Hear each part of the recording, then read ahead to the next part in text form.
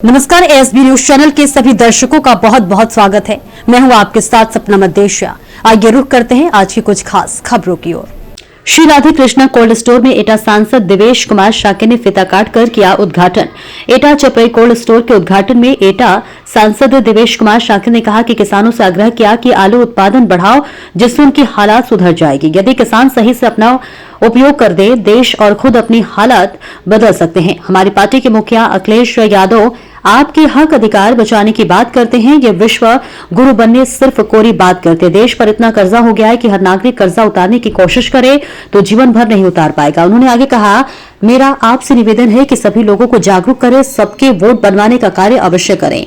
एटा के जिला पंचायत अध्यक्ष जोगेंद्र यादव भी इस उद्घाटन पर अपना वक्तव्य दिया, साथ ही सरकार पर निशाना साधा।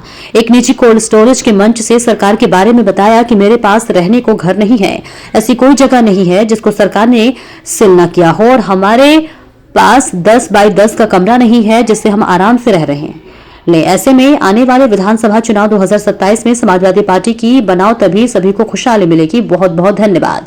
देखिए मुकेश यादव की रिपोर्ट। हमें अधिकार नहीं देना चाहते, और समाजवादी पार्टी के मुखिया आदरणीय अखिलेश यादव जी के नेतृत्व में समूचा विपक्ष आपके अधिकार की लड़ाई लड़ रहा है।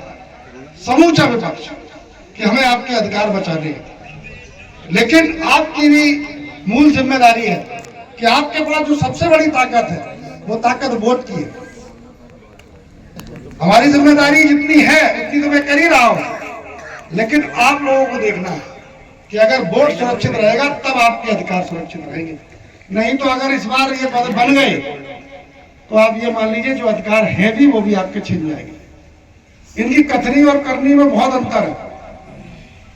ये दिखावा बहुत करते हैं कि हमने विश्व गुरु हमारे बन गया देश, जबकि देश की स्थिति ये है कि देश गिरवी हो गया है। देश के पास इतना कर्जा है, हमारी पीढ़ियां तक नहीं चुका पाएंगी। प्रत्येक व्यक्ति पर 3.5 लाख रुपए कर्जा है, कहां से चुकाओगे? और इधर आमदनी की बात करी जाए तो निजीकरण की व्यवस्था लाके इस देश को बिल्कुल गर्त में ढकेल दिया है। तो मेरा आपसे निवेदन है कि 2027 के आने वाले चुनाव में आप सभी लोगों को जागरूक करें, क्योंकि आपका सबसे बड़ा अधिकार वोट का है। वोट रहेगा तो अधिकार बचेंगे, और भारतीय जनता पार्टी को हटाने के लिए एक एक वोट बनवा लें। अपने अगल बगल पूछ लें, किसी का न बना हो तो उसको भी कहें कि नहीं नहीं वोट बनवाओ, क्योंकि वोट ही ताकत है। आप देख रहे हो अच्छे अच्छे लोग नहीं लड़ पा रहे, और वोट की वजह से ये कितने घबराए हुए हैं। SIR किया, बिहार में SIR किया कि बांग्लादेशी घुसाए, एक बांग्लादेशी केवल निकला, एक, समझ लीजिए आप। और एक को ढूंढने के लिए इन्होंने कितने लोगों को परेशान कर दिया। मूल उद्देश्य इनका बांग्लादेशियों का हटाना नहीं था, मूल उद्देश्य अपने वोट को बढ़ाने का था और विपक्ष के वोट कटवाने का था, और यही उत्तर प्रदेश में चल रहा है।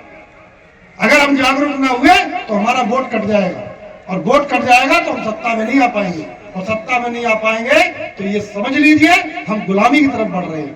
अगर अपने बच्चों का भविष्य बनाना है तो इस बार भारतीय जनता पार्टी को हटाकर आदरणीय अखिलेश यादव जी को मुख्यमंत्री बनाने का काम करेंगे। इसी आशा विश्वास के साथ मैं पुनः जसवीर जी को इस नए प्रतिष्ठान की।